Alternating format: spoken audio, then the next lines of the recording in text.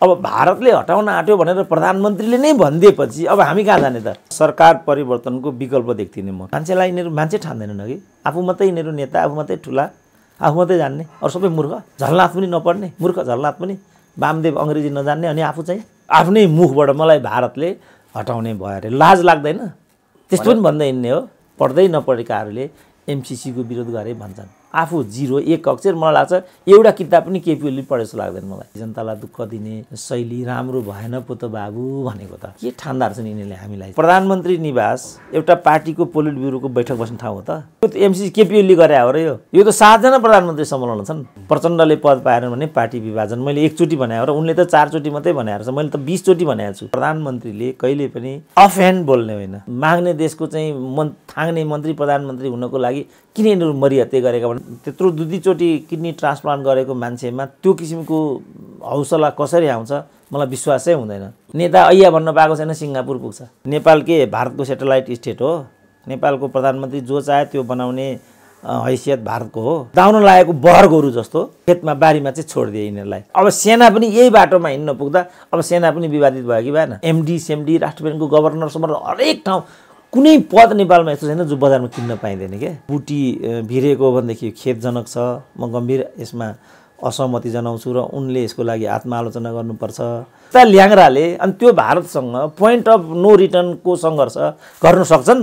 उद्धार गर्ने काम राजदूतावासले नगर्ने हो भने त्यो राजदूतावासको चाहिँ के काम रहेछ त? फेरि त्यसो भने के काम गर्ने त? त्यसले निशाना छाप बनाउने देशद्रोहीहरू पनि यिनै हुन्। अब यिनीहरू नै फेरि अहिले राष्ट्रियताको कुरा गरिरहेछन्। यो चाहिँ कसरी पत्याउने? उसले नै यसरी जथाभावी बग्दै हिँड्न थालेपछि त अब पछि बीच बचाउको एउटा यस्तो स्थिति आयो भने त्यो मध्यम मार्गको भूमिका कसले खेल्ने त? केपी ओलीले यो नक्सा प्रकरणमा जे गरिराखेका छन् यसले गर्दा भारतसँगको सम्बन्ध एकदम गतिरोधपूर्ण हुन थालेको प्रष्टै देखिन्छ। आजका दर्शकले यतिखेर हाम्रो बिचमा हुनुहुन्छ राजनीतिक विश्लेषक प्राडा सुरेन्द्र केसी। डाक्टर साहब, यहाँलाई एभरेस्ट नेपालमा स्वागत छ। ल हस्, धन्यवाद। यो पछिल्लो समय यो प्रधानमन्त्री ओलीको अभिव्यक्तिलाई हजुर कसरी लिनु? अब जो प्रधानमन्त्री हुन् उनी त्यो साधारण अब प्रेस सल्लाहकारले अथवा राजनीतिक सल्लाहकारले सम्म त्यो भनेको भए के हुन्थ्यो कुन्नी। तर प्रधानमन्त्रीले आफ्नै तहबाट आफ्नो एउटा निरीहता र आफ्नो अवस्था बाहिर ल्याएपछि, किनभने प्रधानमन्त्री भनेको त सार्वभौम सत्ता सम्पन्न मुलुकको अन्तिम अथोरिटी हुन्छ। उसले नै यसरी जथाभावी बग्दै हिँड्न थालेपछि त अब पछि बीच बचाउको एउटा यस्तो स्थिति आयो भने त्यो मध्यम मार्गको भूमिका कसले खेल्ने त? त्यसकारण प्रधानमन्त्री ओलीबाट एकदमै अपरिपक्व, अशोभनीय र मर्यादाहीन एउटा अभिव्यक्ति भए जस्तो लागेको छ मलाई।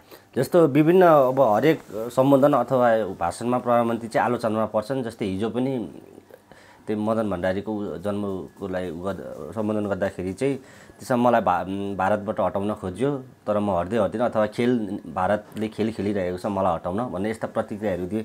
यो कतिको यो उहाँको सत्य तथ्य छ? त्यसमा हजुरले पनि केही दिन हाम्रो अन्तर्वार्तामा त सरकार परिवर्तन हुन्छ जस्तो लाग्छ त भनिरहनु भएको थियो। यसमा के भन्नु? होइन, सरकार परिवर्तन हुन्छ होइन, सरकार परिवर्तनको विकल्प देख्दिनँ म। किनभने केपी ओली आफैले जो सिमानाको सन्दर्भमा चाहिँ पोइन्ट अफ नो रिटर्न मैले गरेको हुँ भनेर भनेका छन्। अब उसले पनि पोइन्ट अफ नो रिटर्नको नै पोजिसन राखिदियो भने त अनि स्वतः कि यताको सरकार गयो कि उताको सरकार गयो नि त। अब मुलुक भन्दा त एउटा मन्त्री प्रधानमन्त्री भन्ने कुरा त महत्त्वको हुँदैन। अब दुई मुलुकलाई चाहिँ टसल्स र टक्राउमा लगेर एउटा अप्रिय र चाहिँ दुष्प्रभावी एउटा स्थिति निर्माण गर्नुभन्दा त बीच बचाउ नै उपयुक्त हुन्छ। जस्तो 46-47 सालको जनआन्दोलन भयो, राजाले हतियार बिसाए नि त, दलहरूको समक्ष चाहिँ आत्मसमर्पण गरिदिए। 17 सालको जुन राजनीतिक अधिकार अपहरणको घटना भएको थियो आफ्नो पिताबाट, उनले चाहिँ ती अधिकारहरू फिर्ता गरिदिए, पुनर्स्थापित गरिदिए बहुदलीय व्यवस्थालाई। राजा ज्ञानेन्द्रले पनि अब जनआन्दोलनको प्रक्रिया अगाडि बढ्यो। स्वदेशी विदेशी सबैले राजाप्रति असहयोग गरे, थपकन उठेर नागार्जुन गए। त राजनीतिमा त जहिले पनि यस्तो हुन्छ नि त। अब अहिले चाहिँ केपी ओलीले यो नक्सा प्रकरणमा जे गरिराखेका छन् यसले गर्दा भारतसँगको सम्बन्ध एकदम गतिरोधपूर्ण हुन थालेको प्रष्टै देखिन्छ। मलाई पनि के लाग्छ भने भारत एउटा अब के भन्ने है त्यसलाई, अब दुष्ट छिमेकी नै भन्न मन लाग्छ मलाई। त्यस्तो खालको छिमेकी भएको हुनाले उसले हामीलाई जहिले पनि दुःख दिइरहेको हुन्छ। त्यो दुःख दिइरहेको सन्दर्भ हाम्रो निकट विगत भएको हुनाले र त्यही नारा उठाएर प्रधानमन्त्री अहिलेका केपी ओलीले 2/3 पाएको हुनाले पनि उनले त्यो इतिहासबाट शिक्षा लिनुपर्ने थियो। उनले त्यो नलिकन फेरि चाहिँ राजाकै बाटोमा उनी गइराखेका छन्। राजा वीरेन्द्रसँग पनि यस्तै कुरा भएका थिए, तर राजा वीरेन्द्र चाहिँ राजा भएको हुनाले उनको जस्तो जथाभावी बोलेर हिँड्दैन थिए। कुनै न कुनै रूपमा पत्र पत्रिका इत्यादिबाट राजाका ती कुराहरू त आउँथे, तर राजाले त यस्तो कहिले पनि बोलेनन्, बरु बिदा भएर गए, किन उनीहरू यस्तो छिचरो बोल्दैनथे र हाई पोस्टले यसरी बोल्नु पनि हुँदैन। अब केपी ओली त के भने आफै त्यस्ता छन्, उनका सल्लाहकारहरू उनका मन्त्रीहरू त झन् गर्यो कि सम्पूर्ण कुरा बिगारिहाल्छन्। उनको चाहिँ जुन कदम चाल्ने तरिका, जो यही कोरोनाकै सन्दर्भमा जे गरे, मेडिकल वेपन ल्याउने सम्बन्धमा हुँदा सेनालाई समेत ल्याएर मुसिदिए। मैले त्यही बेला भनेको थिएँ सेना यसमा संलग्न हुनु हुँदैन, किन सेनाको काम व्यापार गर्ने होइन। सेना पनि फसाउने प्रपञ्च भनेर त मसँग भइसुस्मै भन्नुभएको थियो हजुरले, अझै पनि रेकर्डै छ त्यो। अब त्यो होइन, त्यस कारण यो राम्रो हुँदैन है यो। अब त्यसो त मैले भन्नुभन्दा पनि योबाट, किनभने यिनीहरू विश्वसनीय छैनन्, कदम कदममा कमिसन खाने भन्ने यिनीहरूको दुराशय हुन्छ। फेरि यो चाइनाको अब बदमासी हो कि हाम्रा यहाँका कमिसन खोरहरूको कारणले यस्तो भएको छ। चाइनाबाट आएका सबै मेडिकल वेपनहरू या त गुणस्तरहीन रहेका छन्, होइन भने उसले सहयोग गर्छु भन्ने डङ्का पनि पिटिराखेको हुन्छ चाइनाले। 1-2 अरबको मेडिकल वेपन त चाइनाले यस्तो गरिब देशलाई दिए पनि हुने हो। अब यिनीहरू जबरजस्ती कमिसनको लागि किन्ने चक्करमा लाग्छन् कि के हो, त्यो पनि जाँचबुझ नै हुन बाँकी छ। किन यिनीहरू त आपराधिक मनोवृत्तिका मानिसहरू छन्। यिनीहरू कुनै राजनीतिक, कुनै कम्युनिस्ट, कुनै नेता केही होइनन् क्या। यिनीहरू जसरी एउटा तस्करी गर्ने, स्मग्लिङ गरेर पैसा कमाउने व्यापारी हो, यिनीहरू त्यस्तै देखिए। मुलुक यस्तो सङ्कटमा भएको बेला पनि रात दिन कमिसन र भ्रष्टाचारको मात्रै कुरा आउने, कर्मचारी तबादलाको मात्रै कुरा आउने, एकदमै दुःखदायी कुरा हो। तर यिनीहरू छन् चाहिँ यस्तै। त यो भएको हुनाले यिनीहरूका कुनै पनि अभिव्यक्ति, कुनै पनि कार्यशैली, कुनै पनि निर्णय प्रक्रिया चाहिँ परिपक्व हुने गरेका छैनन्। जस्तो गुठी विधेयकको कुरा यही हो, अध्यादेशको कुरा यही हो, अरूको पनि यो भ्रष्टाचार सम्बन्धी यो निजी क्षेत्र अख्तियारले जाँचबुझ गर्ने सम्बन्धी विधेयकको कुरा आइराखेको थियो। यी हरेक कदमबाट चाहिँ सरकार पछाडि फर्किनु परिरहेको एउटा यस्तो विगत छ। अब यो सबै घटनाबाट चाहिँ प्रधानमन्त्रीले केही पनि सिक्दैनन् भने, जस्तो अब जुन यो लिम्पियाधुरा प्रकरणमा यिनीहरूले पहिला लिम्पियाधुरासँग जोडिएको नक्सा जारी गरे, त्यसपछि त्यो के हो भन्ने विज्ञ समिति चाहिँ गठन गरे। यी कति अपरिपक्व, अदूरदर्शी र बेइमान छन् भन्ने कुरा त यहाँ नै आउँछ नि। मानिलिउँ भोलि त्यो विज्ञ समितिले चाहिँ लिम्पियाधुरा नेपालको ठहर भएन भन्ने निष्कर्ष दियो भने के हुन्छ त? मानिलिउँ केपी ओलीको सरकार गयो, अर्को लुते सरकार आयो फेरि, अनि त्यो लुते सरकार त उसले नै ल्याउने हो भन्ने त यिनले नै भनिहाले। भारतले मलाई हटाउन खोज्यो भनेपछि नेपाल के भारतको सेटेलाइट स्टेट हो? नेपालको प्रधानमन्त्री जो चाहे त्यो बनाउने हैसियत भारतको हो? यिनको यो भनाइबाट हो भन्ने देखियो। ल हो रहेछ, यिनले भनेको कुरा पुग्यो, यिनको जागिर गयो, मानिलिउँ अर्को जागिरै आयो। त कुन जागिर आउँछ भन्दा त त्यही भारतको टट्टु नै आउँछ, अर्को त हुँदैन। म त हुन्न यहाँ प्रधानमन्त्री त।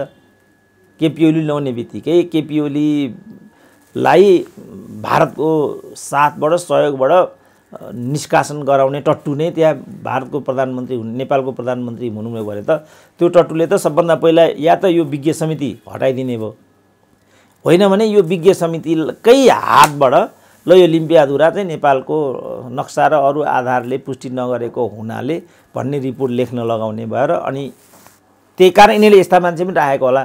यो क्षेत्रमा काम गरेको त यिनीहरूले एउटा पनि मान्छे राखेको छैन कि एनजिओको कि विदेशी विश्वविद्यालयमा 50औं वर्षदेखि चाहिँ जागिर खाएर बसेको यस्ता मान्छे नै राखेका छन् यिनीहरूले, जसले सिमानाको लागि लडेको, भिडेको छ, जो स्थलगत अध्ययन गरेको छ, जो त्यो क्षेत्रको, त्यस्तो मान्छे त्यहाँ कोही पनि राखेका छैन भनेपछि यो सबै पूर्वनियोजित जस्तो पनि देखिन्छ।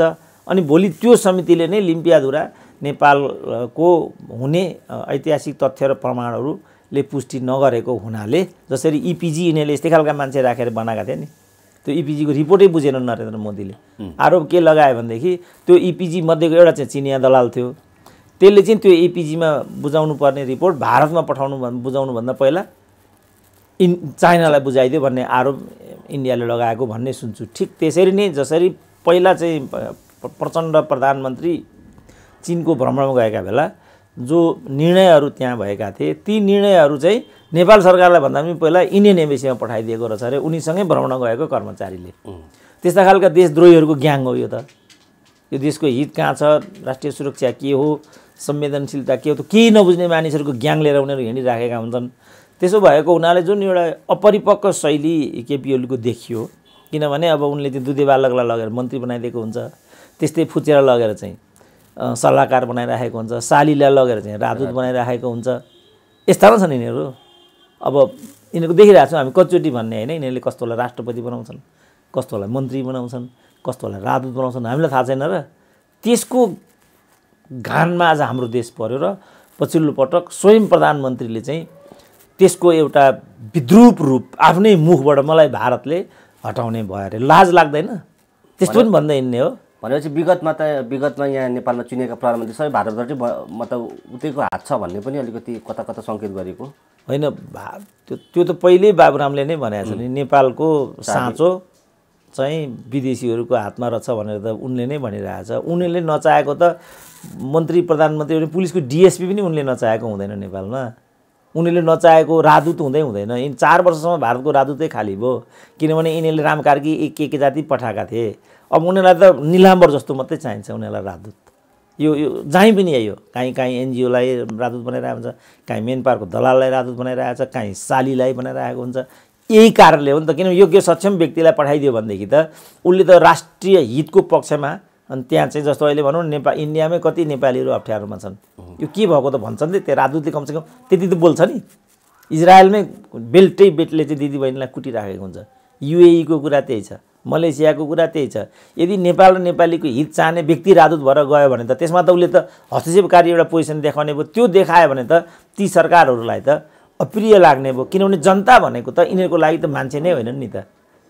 मलाई चाहिँ तारन यहाँ मलेसियाकै एउटा श्रमिकहरू एउटा समूह बारम्बार फोन गरिरहेछ, मेरो आवाज उठाइदिनु पऱ्यो, हामी यता आएका, हाम्रो श्री सम्पत्ति जम्मै उतै रह्यो, सरकारले जाने व्यवस्था गराइदिनु पऱ्यो, बोलिदिनु पऱ्यो भनेर मलाई बारम्बार यहाँ फोन आइराखेको हुन्छ। अब यसरी चाहिँ विश्वभरि नेपाली मजदुरहरू त अप्ठ्यारोमा परिरहेका हुन्छन् नि, त ती अप्ठ्यारोमा परेका मजदुरहरूलाई रेस्क्यु गर्ने तात्कालिक काम त दूतावासको हो नि त।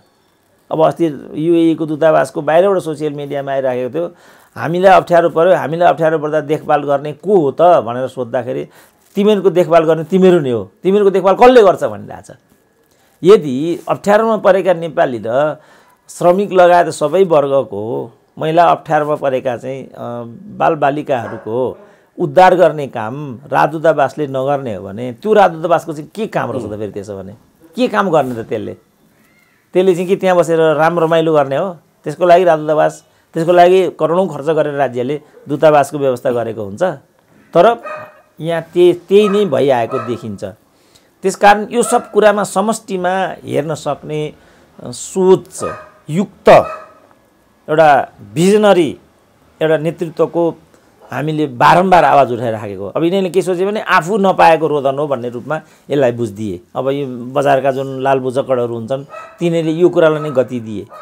तर होइन है, राम्रो तिमीहरूको शिक्षा राम्रो भएन भने, तिम्रो कूटनीति राम्रो भएन भनेदेखि, तिम्रो प्रशासनिक व्यवस्था राम्रो भएन भनेदेखि आम जनताले दुःख पाउँछ, मुलुकको छवि बिग्रिन्छ, हेप्छन्। यो माग्ने देशका मान्छे हुन् यिनीहरू भनेर भनिदिन्छन्। जस्तो लेबर थुप्रेको कुनै एउटा मुलुक छ कहीँ, त्यहाँ हाम्रो देशको एउटा व्यक्ति राजदूत भएर गयो भने लेबर निर्यात गर्ने मुलुकको राजदूतको लेभल पनि लेबरै भएन। ऋण बोक्ने मुलुकको ऋणी राष्ट्रको चाहिँ राजदूत भएर अमेरिका गयो भने त्यो पनि माग्ने नै भएन। त्यसै कारण म भन्छु यस्तो माग्ने देशको चाहिँ थाङ्ने मन्त्री प्रधानमन्त्री हुनको लागि किन यिनीहरू मरिहत्ते गरेका भने मैले त्यहाँ भनेको नि। जस्तो अहिले नेपालमाथि चाहिँ 12 खरबको विदेशी ऋण रहेछ आजका मितिमा। 12 खरब 65 करोड 55 लाख रहेछ आजको मितिको हाम्रो वैदेशिक ऋण। यसको मतलब प्रति नेपाली, जस्तो यहाँ भाइहरूलाई पनि त्यो यसलाई थाहा छ कि थाहा छैन, यसको टाउकोमा पनि 12,000 को ऋण छ। 12,000 को प्रति जन्मिदियो। मेरो नाति छ भने उसलाई पनि त्यही हो। अब के को लागि त्यो ऋण लागेको त? ऊ विरोचन गर्ने एउटा सुई छैन। ऊ अस्ति नर्विकमा एउटा सुत्केरी बाहिरबाट लिएर आएको, भेन्टिलेटर खोज्दा खोज्दै सुत्केरी तलै कोरिडोरमा मर्दी। आम नागरिकको स्थिति यस्तो छ। नेता ऐया भन्न पाएको छैन, सिङ्गापुर पुग्छ। 25 करोड रुपियाँ त केपी ओलीले मात्रै 10 वर्षमा स्वास्थ्य उपचारको नाममा लिइराखेका छन्। वीर अस्पतालको अवस्था हामी देखिरहेका छौँ। ट्रोमा सेन्टरमा बिग्रेको मेसिन र एक्सरेको अहिलेसम्म बनेको छैन। त यो अवस्थामा हाम्रो मुलुक छ। यसबाट चाहिँ रेस्क्यु गर्नको लागि आज मात्रै खबर आइराखेको छ, गएको 11 महिनामा चामल मात्रै 31 अरबको ल्याएछन् यिनीहरूले, त्यही भारतबाट। यस्ता ल्याङ्राले अनि त्यो भारतसँग पोइन्ट अफ नो रिटर्नको सङ्घर्ष गर्न सक्छन्। अनि बौखलाए यिनीहरू चाहिँ के भने भारतले हामीलाई हटाउन आँट्यो भनेर। अब भारतले हटाउन आँट्यो भनेर प्रधानमन्त्रीले नै भनिदिएपछि अब हामी कहाँ जाने त? तर यो बारम्बार यो भारतसँग भनौँ न, एउटा नेपाल भनौँ अथवा नेपालको अभिभावक प्रधानमन्त्रीले चाहिँ यसरी अभिव्यक्ति दिँदा उता पनि अब केही त रिटर्न दिलान् नि भन्ने पनि एउटा शङ्का छ। उताले त हेप्छन् नि त। अब उताले त हामीलाई के आरोप लगायो भने भारत चाहिँ नेपाल चाहिँ चिनिया दलाल भयो अनि चीनसँग साथ लागेर उसको चाहिँ ब्याकिङमा हाम्रो भूमि मिच्न आयो भन्थ्यो। अब हेरौँ न, यसमा हेरौँ न, अब यथार्थमा हेऱ्यो भने फेरि के छ भने यो मुलुकमाथि चाहिँ प्रधानमन्त्रीले नै भनेअनुसार 58 वर्षदेखि चाहिँ विदेशी प्रभुत्वमा रहेछ। प्रधानमन्त्रीले नै हिजो भनेअनुसार यो लिम्पियाधुरा चाहिँ कालापानी समेतको लिम्पियाधुरा चाहिँ 58 वर्षदेखि भारतको प्रभुत्वमा रहेछ। अनि 58 वर्षसम्म के हेरेर बसे त यिनीहरू? प्रधानमन्त्रीलाई थाहा रहेछ त, महाकाली सन्धि हुँदा ताका महाकालीको उद्गम स्थल चाहिँ निर्क्युल नगरिकन महाकाली सन्धि गर्नु दुई देशको सुसम्बन्धका दृष्टिकोणले राम्रो हुँदैन। त्यसकारण पहिलालाई निर्क्युल गरेर मात्रै महाकाली सन्धि गरौँ भन्नुपर्छ पर्दैन नि त्यो? अनि वामदेवले हिजो त्यहाँ ठिकै भनेको छ नि त। मैले यो कुरा त्यो बेला उठाएको थिएँ, पार्टीले मलाई उल्टो कारबाही गर्यो, पार्टी विभाजित हुन पुग्यो। अब त्यति बेला गल्ती भएको थियो भन्ने कुरा चाहिँ माधव र केपी त्यो गल्ती भएको थियो भन्ने कुरा पार्टीले रियलाइज गर्नुपर्छ भने नि त वामदेव गौतमले। केपीले त्यो गर्ला नि त। केपीले त अस्ति राष्ट्रिय सभामा त भाङ र यो गाँजा खाएर हामीले गरेको होइन भनेर महाकाली सन्धि एउटा ऐतिहासिक पुर्नु, त्यस्तै अब एमसिसी पनि हुन्छ भन्दै थियो। अब त्यसमा के भनेको उनले भनेदेखि भाङ खाएर गरेको हो भनेर भनेको चाहिँ यो जुन एमसिसीको प्रक्रिया हो, यो एमसिसीको प्रक्रियामा चाहिँ 7 जना प्रधानमन्त्री 7 जना अर्थमन्त्री संलग्न छन्। त्यसमा चाहिँ सुरु अर्थमन्त्री हुन् वर्षमान पुन, सुरु प्रधानमन्त्री हुन् यो बाबुराम भट्टराई, त्यसपछि एउटा प्रधानमन्त्री हुन् त्यो बेलाका केपी ओली अनि विष्णु पौडेल, यो बालबटार खानेवाला। त्यसपछि अर्का प्रधानमन्त्री हुन् प्रचण्ड कृष्णबहादुर महरा। त्यसपछि मात्रै यो यो के हो शेरबहादुर र ज्ञानेन्द्र बहादुर कार्की, बिचमा अर्को सुशील कोइराला र रामशरण महतोहरू पनि छन्। अनि त्यो सबै गर्दाखेरि चाहिँ तिमीहरूले भान खाएका थियौ केटा हो भनेको केपी ओलीले। अब ऊ त अलिकति चतुर पनि भए बोल्नमा, त्यहाँ व्यङ्ग्य हानेको। अब एउटाले केपी ओलीले यो एमसिसी केपी ओलीले गरे हो र यो त 7 जना प्रधानमन्त्री संलग्न छन्। तर यसको जिम्मा चाहिँ किन प्रधानमन्त्री एक्लै लिए जस्तो र ऊ मात्रै लागि परेको जस्तो एमसिसीमा त्यो देखिन्छ। र अरू मोहन प्रचण्ड बाबुराम भनिने अनि भनौँ न पूर्व प्रधानमन्त्रीहरू चाहिँ जो यसमा संलग्न थियो मौन देखिने कारण चाहिँ शेरबहादुर र केपी बाहेकहरू हो। यो चाहिँ भाइको चाहिँ प्रश्न राम्रो छ, किनभने यिनीहरूको मैलेदेखि सुरुदेखि भनिआएको छ नि, यिनीहरूको शैक्षिक र सांस्कृतिक धरातल एकदम कमजोर भएको हुनाले यिनीहरूको शासकीय शैली एकदमै कफल्लो छ। यिनीहरू कहाँ छौँ भन्ने नै यिनीहरूलाई थाहा छैन। प्रधानमन्त्री भन्ने पद, मन्त्री भन्ने पद के हो भन्ने राजकीय महत्त्वको बोधै तलडाका मान्छे भए नि त। अपरिपक्व आलाकाचा केटाहरू रातोरात मन्त्री भए। प्रधानमन्त्रीले चाहिँ यी केटाहरूलाई क्रमशः सहायक मन्त्री बनाउँदै, राज्य मन्त्री बनाउँदै, मन्त्री बनाउँदै ल है बाबु राम्रो काम गर्नुपर्छ, अवगाल पर्छ, भोलि सन्तान दर सन्तानले मूल्याङ्कन गर्ने कुरा हुन्छ भन्दै प्रवर्धन गर्दै विकसित गर्दै लैजानु पर्नेमा त्यो दाउन लागेको बहर गोरु जस्तो खेतमा बारीमा चाहिँ छोडिदिए यिनीहरूलाई। भ्रष्टाचार गरे पनि यो यो गोकुल बाँसकोटालाई बदनाम गर्ने त्यत्रो अडियो आइराखेको छ, यो षड्यन्त्र हो भन्थे। अब त्यो बुझेपछि अर्को स्वास्थ्य मन्त्री त्यही बाटोमा अगाडि बढ्यो र उनलाई के भन्थे, के नाम कुन के बाँसकोटा भन्ने अर्का स्वास्थ्य मन्त्री थिए, तिनलाई चाहिँ भानुभक्त ढकाल भन्नेलाई चाहिँ उनको चरित्र हत्या गर्ने षड्यन्त्र हो भन्थे। भनेपछि त यो त के भन्ने अब सारा आम मान्छेलाई के लाग्दा, किनभने 15,000 पर्ने जुन पिपिई हो उहाँ 52,000मा किनिरहेको छ, जुन चाहिँ 15,000मा पाइन्छ बजारमा। 3,000 पर्नेलाई 15,000 तिरिरहेको छ, 15,000 पर्नेलाई चाहिँ 52,000 तिरिरहेको छ। अब सेना पनि यही बाटोमा हिँड्न पुग्दा अब सेना पनि विवादित भयो कि भएन? अब त्यसको आधिकारिकता भएपछि मात्रै, किनभने मिडियामा पनि जथाभावी आउँछ कुरा, सेनाले नै सही गरेको आधिकारिक डकुमेन्ट हेऱ्यो मात्रै यो कुरा भन्न सकिन्छ। अन्यथा आफ्नो विभागीय मन्त्रीलाई कुनै पनि देशको कर्मचारीले यस्तो भन्न सक्दैन, त्यो फायर हुन्छ। मलाई लाग्छ त्यो होइन होला, त्यो पत्र पत्रिकाको प्रचारबाजी मात्रै होला। यदि हो भने त रक्षा मन्त्रीले राजीनामा दिनुपर्छ, किनभने आफ्नै मातहतको कर्मचारीले आफूमाथि आरोप लगायो भने त कि त्यो कर्मचारीलाई फायर गर्नु पर्यो। अब होइन भने रक्षा मन्त्रीले राजीनामा दिनुपर्ने हुन्छ। यिनीहरू त इमोरल छन्, केही पनि मान्दैनन्, राजीनामा दिँदैन, सुनेकै हुँदैन, कुरा सिद्धिहाल्यो। तर डेमोक्रेसीको नियम चाहिँ त्यो, आफ्नै मातहतको कर्मचारीले मलाई चाहिँ मिसयुज गर्यो मन्त्रीले भनिसकेपछि कि त्यो भन्नेलाई फायर गर्नु पर्यो।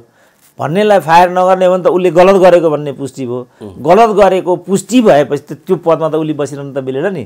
कि प्रधानमन्त्रीले होइन यिनीहरू भन्दै गर्छन् यो प्रतिक्रियावादी, यो भारतीय विस्तारवादीहरूको षड्यन्त्र हो कि भनिदिनु पर्यो। होइन भने डेमोक्रेसीमा त यसको एकाउन्टेबिलिटी त लिनुपर्ने सिस्टम हुन्छ। अब यसको सत्यापन भइसकेपछि मात्रै भन्न सकिन्छ। जस्तो डाक्टर साहब अघि हजुरले भन्नुभयो जस्तो गोकुल बाँसकोटाको कुरा होस् अथवा भानुभक्त स्वास्थ्य मन्त्रीको कुरा होस् अथवा यो भनौँ कोरोनाको यो जुन औषधि हुन्छ त्यसमा होस्, प्रधानमन्त्री नै बोलेको अथवा बचाउ गरेको बेसार हुन्छ अथवा गोकुलेको त्यो षड्यन्त्र हो अथवा भानुभक्तको पनि षड्यन्त्र भन्ने। जस्तै केही दिन अघि मात्रै राष्ट्रपतिको कार्पेटकोमादेखि लिएर हिजो मात्रै साइकलको कुरा पनि प्रधानमन्त्री आफैले बचाउमा लागेको जस्तो देखिन्छ एउटा देशको यस्तो भएर। तर यसलाई चाहिँ हजुरले कसरी हेर्नुहुन्छ? यो चाहिँ कस्तो हुन्छ भने नेपालमा चलन के छ भने लोग्ने मर्यो भने स्वास्नीलाई राष्ट्रपति बनाउने, छोरो मर्यो भने बुहारीलाई मन्त्री बनाउने, सम्धीलाई, ज्वाइँलाई, जेठानलाई, गर्लफ्रेन्डलाई बनाउने एउटा जुन चलन यिनीहरूले लिएर आए। फलस्वरूप त्यो पदमा जो पुगिराखेका हुन्छन् उनीहरूले अघि पनि मैले भने त्यो पदको जुन एउटा राजकीय गरिमा हो त्यसलाई मेन्टेन गर्न सक्दैनन्। एउटा यो छ। यिनीहरूको हकमा चाहिँ यिनीहरूको शासकीय शैली चाहिँ अपरिपक्व भएको हुनाले विषय बजारमा आइपुग्छ। अन्यथा राष्ट्रपति भवन चाहिँ नयाँ बनिराखेको छ। राष्ट्रपति भवन नयाँ बनिराखेको छ भने कार्पेटिङ र फर्निसिङको कुरा त त्यसभित्रको इन्टरनल कुरा हो नि, त्यो बजारको कुरा होइन नि त। मलाई लाग्छ यो कर्मचारी तन्त्र पनि राजनीतिकरण भएको हुनाले त्यहाँभित्र चाहिँ सत्ताधारी दल इतर दलका कर्मचारीहरू पनि त्यहाँ हुनसक्छ र राष्ट्रपति भवनलाई बदनाम गर्ने दुराशयबाट पनि त्यो कुरा बजारमा आएको हुनसक्छ। एउटा कुरा यो हो। अर्को कुरा प्रधानमन्त्रीको जुन अघि मैले शासकीय शैलीको कुरा गरेँ नि, यो प्रधानमन्त्रीले बक्दै हिँड्ने कुरा होइन नि त। त्यहाँको कुर्सी कहाँ छ, के छ, कस्तो छ भन्ने कुरा लाई लिएर प्रधानमन्त्रीले बोल्दै हिँड्ने होइन नि। तर यसको लागि जग कहाँ बस्यो भने अब अहिले चाहिँ जस्तो चाहिँ यिनीहरूको पोलिट ब्युरो चाहिँ बालुवाटारमा बसिराखेको छ। अनि प्रधानमन्त्री निवास एउटा पार्टीको पोलिट ब्युरोको बैठक बस्ने ठाउँ हो त? लु राष्ट्रपति मामलामा त प्रधानमन्त्रीले प्रतिरोध गरे, यसमा के भन्छन् त उनी? आफूमाथि सुत्ने, तल पोलिट ब्युरोको बैठक राख्ने, यसमा चाहिँ उनको भनाइ के हुन्छ त? हो यस्तो खालको बेतुकी हरकतले गर्दाखेरि प्रधानमन्त्री विवादमा पर्दै गएका छन्। र मैले पहिला पनि कतिचोटि भनेको छु कि प्रधानमन्त्रीले कहिले पनि अफ ह्यान्ड बोल्ने होइन, एउटा डकुमेन्टेड फर्ममा लगेको विषय लगेर त्यहाँ लगेर राखिदिने हो कि त्यहाँ बोल्दाखेरि चाहिँ परिष्कृत बोल्नु पर्यो। जस्तो हिजो मैले सुने यो मदन भण्डारी जयन्तीवाला कार्यक्रमको उनको अभिव्यक्ति म एकदम आकर्षित पनि भएँ। उनको प्रभाव पनि देखिन्छ।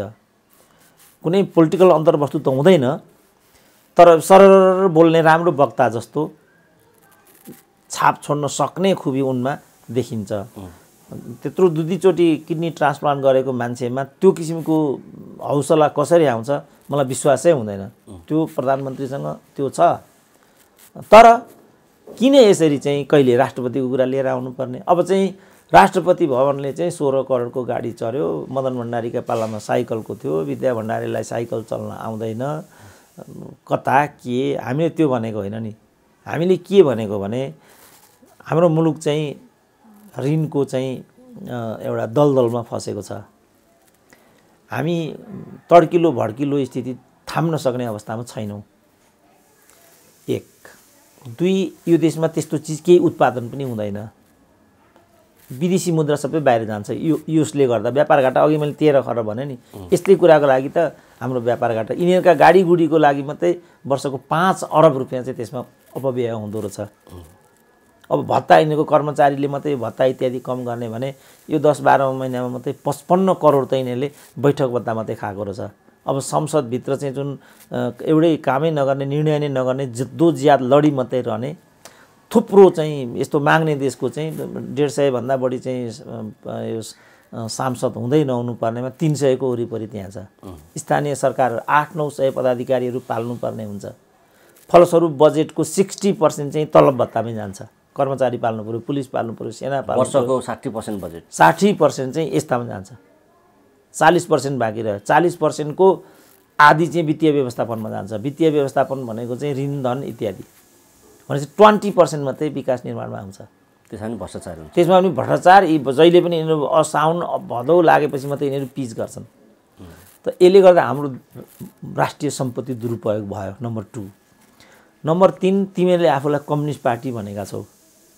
तिमी आफू पनि आफूलाई कम्युनिस्ट भन्छौ। ती विद्या भण्डारी राष्ट्रपति पनि कम्युनिस्टै नेत्री हुन्। मदन भण्डारीलाई बारम्बार उद्धरण ल्याउँछन्।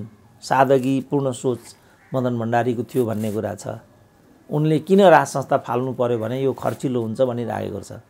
त्यो पनि सोसियल मिडियामा रहेछ। त्यसको सापेक्षतामा राष्ट्रपतिको यो तड्किलो भड्किलो विलासितापूर्ण जीवनशैली, कार्पेटिङ, गाडी गुडी, विदेश भ्रमण इत्यादि, जनतालाई दुःख दिने शैली राम्रो भएन पो त बाबु भनेको त के ठान्दा रहेछन् यिनीहरूले हामीलाई चाहिँ। यिनीहरू मात्रै जान्ने रहेछन् है। पढ्दै नपढेकाहरूले एमसिसीको विरोध गरे भन्छन्। आफू 0 1 अक्षर मलाई लाग्छ एउटा किताब पनि केपी ओलीले पढे जस्तो लाग्दैन मलाई। आफू त्यस्तो किसिमको ल्याकतमा उभिने अनि कसैले पनि एमसिसी पढ्दै नपढेको भन्दै कति अपमानित गर्छन् त मान्छेलाई यिनी।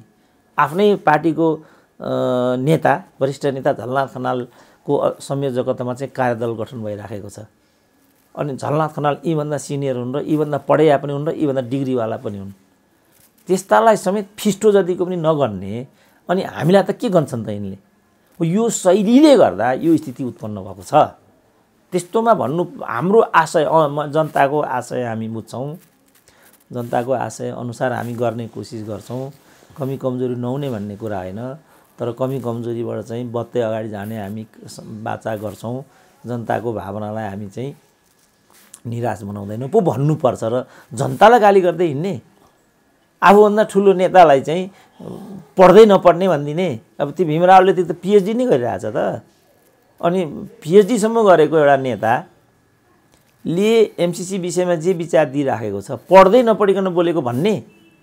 उपप्रधानमन्त्री, पूर्व उपप्रधानमन्त्रीसम्म भएको बालवाला सांसद, ल हामीलाई त यिनीहरूले फिस्टा नै गर्ने, ल ठिकै छ, किनभने पढे लेखेको मान्छेलाई त गन्ती गर्ने समाजै यहाँको यस्तै छ होइन। उही एउटा सिडिओ गाउँमा गएछ अरे घुम्न, के खान पाइन्छ बाबु, यसो केही खानेकुरा छैन भनेर सोधेछ एउटा किसानको घरमा।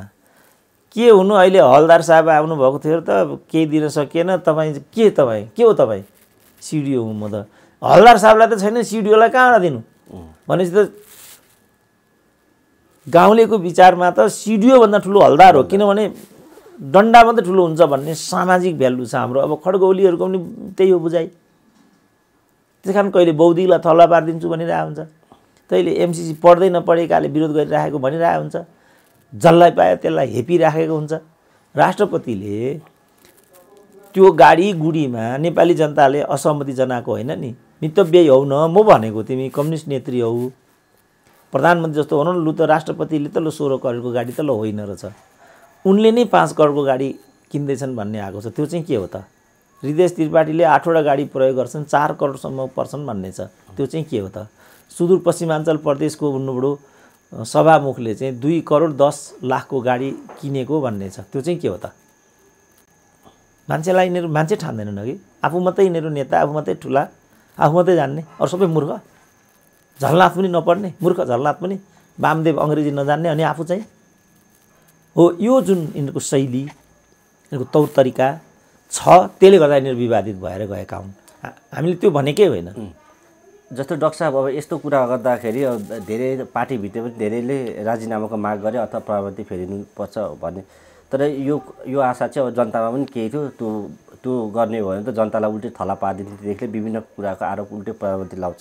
जस्तो जुन एउटा आशा थियो स्थायी कमिटी बैठक भन्ने, त्यसबाट पनि केही देखिन्छ। जस्तो पहिलो 3 चरणको भयो, अस्ति पहिलोमा उपस्थित भए, दोस्रोमा त उपस्थितै भएन, तेस्रोमा त बिचबाटै भागे अथवा अनुपस्थित बिचबाटै गयो भने, अब स्थायी समिति बैठकले पनि अब केही निर्णय गर्न नसक्ने जुन आशा एउटा भनौँ न, पार्टीको पनि एउटा आशा हुन्छ र सबैको ध्यान पनि त्यो स्थायी कमिटी बैठकले केही न केही निर्णय अथवा सुधारमुख हुन्छ अथवा केही परिवर्तन आउँछ भन्ने आशा हुँदा पनि त्यसबाट केही नगर्ने जस्तो देखिएको छ अहिलेसम्म। यसलाई चाहिँ के हो? त्यो प्रक्रिया गलत छ नि त। हरेक दिन प्रधानमन्त्री बदल्ने, हरेक दिन प्रधानमन्त्री राजीनामा दिनुपर्छ भन्ने, रोइलो गर्ने रात दिन। जनता कोरोनामा डुबिराखेका छन्। अनि 2.5 वर्षको प्रधानमन्त्रीत्व पहिल्यै चाहिँ सहमति भएको कुरा होइन। केपी ओलीले 5 वर्षको प्रधानमन्त्री भनेर 4 ठाउँमा त प्रचण्डले वक्तव्य दिएको रहेछ। अनि के आधारमा केपी ओलीलाई निकाल्ने त? अहिले प्रचण्डले त अहिले अब उसको दुःखै छ भनौँ अथवा आरोप भनौँ, ओलीलाई 5 वर्ष अथवा सहमति जुन गरे यसमा गलत गरेछु अथवा अहङ्कार बढो भनेर प्रचण्डले त आरोपै लगाए अथवा दुखेसो पोखे स्थायी समिति बैठकमा। जबकि हजुरले अहिले भन्नुभयो यो कुरा पनि सत्य नै हो कि प्रचण्डले प्रधानमन्त्री बिरो चाहिँ लिङ्गरिङ भएको हो नि त। मलाई हटाउन इन्डियाको चाहिँ धापबाट, किनभने इन्डियाले के भन्यो भने चिनिया धापबाट चाहिँ केपी ओली इन्डियाको विरुद्धमा आए भनिदियो।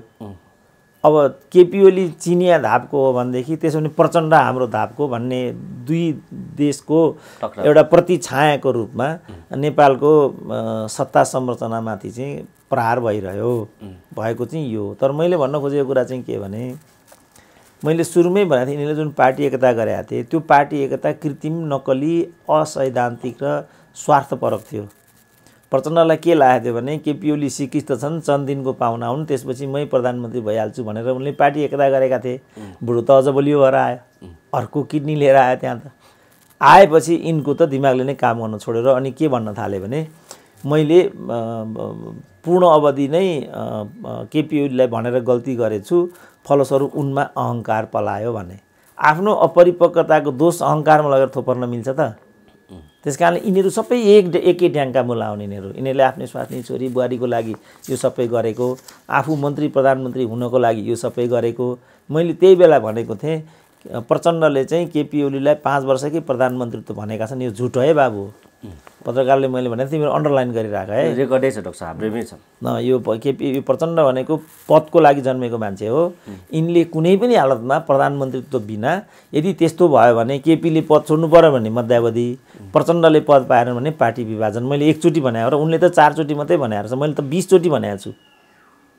त्यसकारण यिनीहरूले पदको लागि यो सबै गरेको, आफू नभए आफ्नो छोरो बुहारी स्वास्नी यस्तै कि पैसै लिन। कतिले त पैसा उही कसको यो सुशील कोइरालाको क्याबिनेटमा 1-2 जना मन्त्री, सानातिना मन्त्रीहरू, अब रामचन्द्र पौडेलकोबाट 2 जना, प्रदीप गिरीकोबाट 1 जना, शेरबहादुरकोबाट 4 जना, यसरी क्याबिनेट बनाएका हुन्छन् नि तिनीहरूले।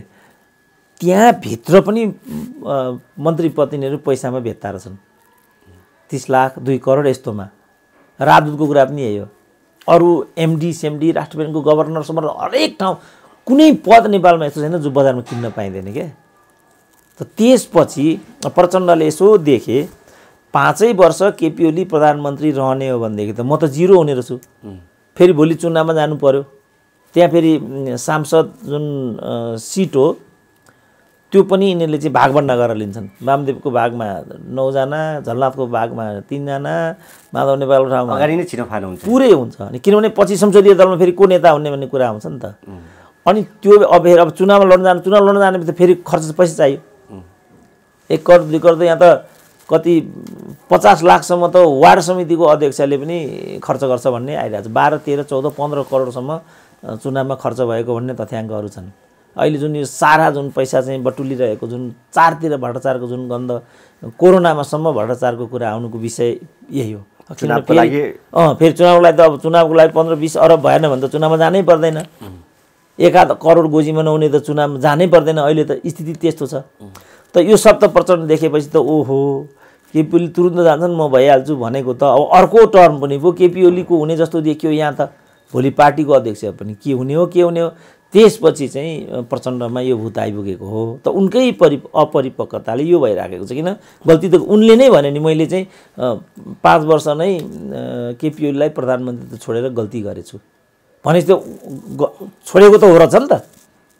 भनेपछि यो एकता भन्दा पनि एउटा स्वार्थमुखी जुन भन्नुहुन्थ्यो त्यही नै देखियो होइन। त्यसमा त डिबेटै नगरौँ न। यो त किनभने भनौँ अहिले कहिले जस्तो ती बालबाटामा मिटिङ भइरहेछ।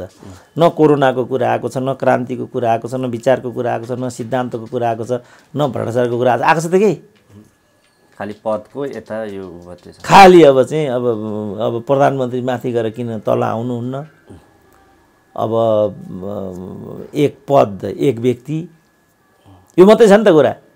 उनीहरू त क्रान्तिकारी पार्टी हुन् नि त, कम्युनिस्ट पार्टी हुन् नि त। सिद्धान्त, विचार, जनता, जनजीविका यो हो नि त कम्युनिस्ट पार्टीको मुद्दा त। भर्खरै कम्युनिस्ट पार्टी भन्ने चाहिँ जुन एउटा अलिकति हुन्छ उहाँहरूले चाहिँ माधव कुमारले चाहिँ आफ्नो गुट अथवा त्यहाँभित्र चाहिँ स्थायी समिति बैठकमा त्यो जन्तर भन्ने एउटा बान्यो जुन स्वास्थ्यको एउटा सचिव अथवा स्वास्थ्य मन्त्रीलाई वक्तव्य निकाल्यो कि कलेजो फोक्सोमा एकदम गम्भीर ऊ भने यसमा पनि कुराहरू एकदम आलोचित भइरहेको छ। यो माधव नेपालले हो कि मुकुन्द नेउपानेले हो? माधव कुमार नेपाल। बाहिर चाहिँ मैले मुकुन्द नेउपानेको देखेको थिएँ। अब माधव कुमार नेपाल त अब म्यानेजमेन्टको ग्रेजुएटै हो। उहाँलाई त यति त थाहा हुनुपर्ने बुटीबाट कोरोना जाँदैन यति त कमसेकम थाहा हुनुपर्ने हो। तर ठ्याक्कै माधव कुमार नेपालले बुटी लगाएको हो कि होइन भन्ने मलाई थाहा भएन। यदि लगाएको हो भनेदेखि खेदजनक हो। बुटीबाट अन्धविश्वासबाट कोरोना लगायतको कुनै पनि व्यथा ठिक हुँदैन। रोगसँग जुझ्ने एकमात्र सहारा भनेको विज्ञान हो मेरो चाहिँ विचारमा। विज्ञानमाथि खेलवाड गर्नाले नै यो भइराख्यो सबै। यो अमेरिकासम्ममा भएको कुरा यही हो। जहाँ चर्को कोरोना भयो Italy, Spain, America, France, UK यही कुराले गर्दा यस्तो अन्धविश्वासको पछाडि लाग्नाले नै यस्तो कुरा भएको थियो। त्यसकारण म चाहिँ रोग व्याध इत्यादिको एकमात्र सहारा विज्ञानलाई मान्छु म। सिद्धिहाल्यो। अब कम्युनिस्ट पार्टीको नेता भएको हुनाले कम्युनिस्ट पार्टी पनि वैज्ञानिक विचार पद्धति भएको हुनाले मेरो विचारमा माधव नेपालको पोजिसन तिनै हुनुपर्ने। त्यसको अतिरिक्त उनले यो बुटी भिरेको भनेदेखि खेदजनक छ। म गम्भीर यसमा असहमति जनाउँछु र उनले यसको लागि आत्मालोचना गर्नुपर्छ।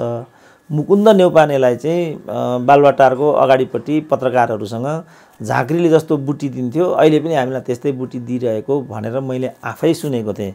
अब मुकुन्द एक साधारण एउटा अनपढ नेता भएको हुनाले यसलाई म ठुलो विषय मान्दिनँ। किनभने अब केही छैन, शिक्षा दीक्षा छैन। त्यस्तो मानिसहरूबाट यो हुनु अस्वाभाविक होइन। अब माधवै नेपालबाट यो भयो भने चाहिँ त्यो खेदजनक छ। त्यो उहाँले आत्मालोचना गर्नुहुन्छ। बुटीबाट कोरोना निको हुँदैन, भ्रम पनि जान्छ। त्यो त स्वास्थ्य मन्त्रालयले नै भनिहाल्यो। त्यही पार्टीको सत्ता मातहतको एउटा कर्मचारीले नै यो कुरालाई चाहिँ खण्डन गरिसकेपछि गम्भीर एउटा स्थिति उत्पन्न भएन। त्यसकारण यो नहुनुपर्छ। यदि यस्तो हो भने माधव कुमार नेपालको सचिवालयबाट वक्तव्य नै आउनु पर्थ्यो। म के बेनिफिट अफ डाउट दिन चाहन्छु भनेदेखि यो होइन, अरू सानातिना नेताहरूले मात्रै भनेको, माधव नेपालले नभनेको हुनुपर्छ। यो डाक्टर साहब, म कार्यक्रमको अन्त्यमा चाहिँ एउटा प्रश्न मैले सोध्न चाहन्छु। अन्त्यमा जस्तो यो अब आरोप लगाउँछन् अब भारतले जस्तो हजुरले नै भन्नु ओली चाहिँ चीनतर्फ ढल्यो र नक्सा जारी गर्यो अथवा इन्डियालाई यस्तो भनिरहेको छ भन्ने जुन आरोपहरू यस्ता कुराहरू आइरहेको छ त्यसमा चाहिँ यो होइन कि हो कि जस्तो चाहिँ एउटा बिचमा होइन यो पटक्कै होइन। यो किन भन्दाखेरि चाहिँ अब जस्तो अब एमसिसी चाहिँ अब यो चीनतर्फले चाहिँ भर्सक नआओस् भन्नेमा छ भने ओली चाहिँ अब एमसिसी आओस् भन्ने अथवा पास हुन्छ भन्नेमा लाग्नु। अब ओलीलाई चाहिँ चीनतर्फ ढल्केको भन्न चाहिँ मिल्दैन नि होइन र? यी भाइको प्रश्नैबाट मिलेन नि। यदि ओली चीनतर्फ गयो भने एमसिसी भनेको त चीनको विरुद्ध लक्षित छ। त्यसो भने एमसिसी गर्न ओली नै किन सङ्कल्पित हुन्? यी नै कुरा खण्डित भइसक्यो। किनभने एमसिसी अमेरिकाको चीन विरोधी प्रोजेक्ट हो, BRI-लाई चेक गर्नको लागि आइरहेको प्रोजेक्ट हो। यदि इन्डियाले भने जस्तो हैन, इन्डियन मिडियाले भनौँ न, बिचारा देशलाई पनि किन दोष लाउने, इन्डियन मिडियाहरूले भने जस्तो केपी ओली चीनका पिट्ठु हुन् भने अनि MCC पट्टि लिट्टी कसेर किन लाग्छन्? जुन MCC को अङ्ग स्वयं इन्डिया छ। बेहुदा तर्क भएन यो बिल्कुलै मिल्दैन। यति हो, केपी अविश्वसनीय नेता भएको हुनाले हामीलाई पनि काँधाल्न अहिले गाह्रो भइराखेको छ। किनभने विगत कालमा महाकाली गर्ने यिनीहरू नै हुन्। 72 सालको संविधान जारी गरेर अनुसूचित 3 मा चाहिँ माइनस लिम्पियाधुरा निशाना छाप बनाउने देशद्रोहीहरू पनि यिनै हुन्। अब यिनीहरू नै फेरि अहिले राष्ट्रियताको कुरा गरिरहेछन्। यो चाहिँ कसरी पत्याउने? यो चाहिँ केपी ओलीको हकमा पनि समस्याजन्य विषय छ। तर थपक्कै केपी ओलीले चाहिँ चीनको पिट्ठु भएर गरेका हुन् भन्ने भारतीय मिडियाको कुरा चाहिँ बेतुकी छ। त्यो चाहिँ मैले देख्दा अनर्गल हो, सत्य होइन। भनेपछि भारतीय मिडियाले जुन त्यो एउटा खण्डन गरेको अथवा आरोप लागेको छ त्यो गलत हो भन्ने होइन। त्यो त मैले भने यहीँबाट देखियो नि त। जस्तो MCC चाहिँ के छ, MCC को एउटा क्लजमा इन्डिया पनि संलग्न हुने भन्ने छ। इन्डिया ओके नभइकन MCC हुँदैन। इन्डियाले त्यो बेला मात्रै ओके गर्छ यदि MCC उसको फेभरेबल प्रोजेक्ट हो, त्यो बेला मात्रै उसले ओके गर्छ। र यो MCC भनेको चीन विरुद्ध लक्षित छ, त्यो त मै पनि भन्न सकिहाल्छु। त्यो गराउन केपी ओली नै कृत सङ्कल्पित भएर लागेका छन् भने अनि केपी ओली कसरी चीनको पिट्ठु भएर त? मिल्दैन नि। यो आधारमा किन तथ्यको आधारमा न हामीले विषय केलाउनु पर्यो। मलाई के लाग्छ भनेर विषय केलाइयो भने त ठिक ठाउँमा पुगिँदैन।